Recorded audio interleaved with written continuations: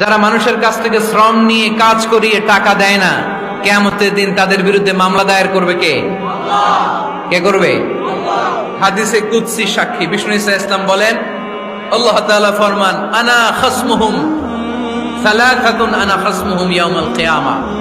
তিন শ্রেণীর ব্যক্তির বিরুদ্ধে আল্লাহ বলেন, আমি নিজেই কিয়ামতের দিন মামলা দায়ের করব। I will be against them in the day of judgment.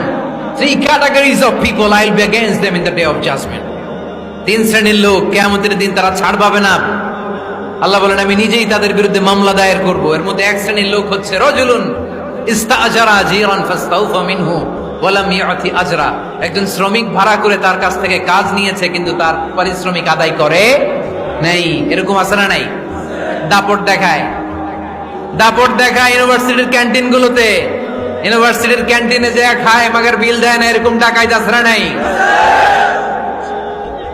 চায়ের দোকানে চা খায় পরে দিমু, বিল দেয় না, আছে না নাই?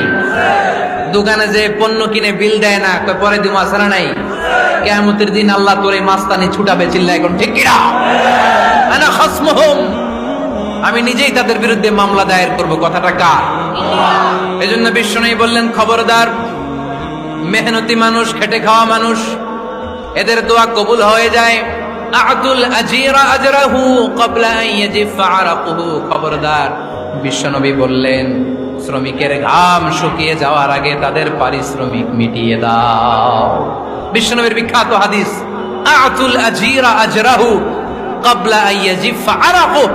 শ্রমিকের ঘাম মাটিতে লাগার আগে, শুকিয়ে যাওয়ার আগে তাদের পারিশ্রমিক মিটিয়ে দাও। কেননা তারা যদি বদদোয়া করে তোমার জীবনকে জাহান্নাম বানিয়ে দিবে কে?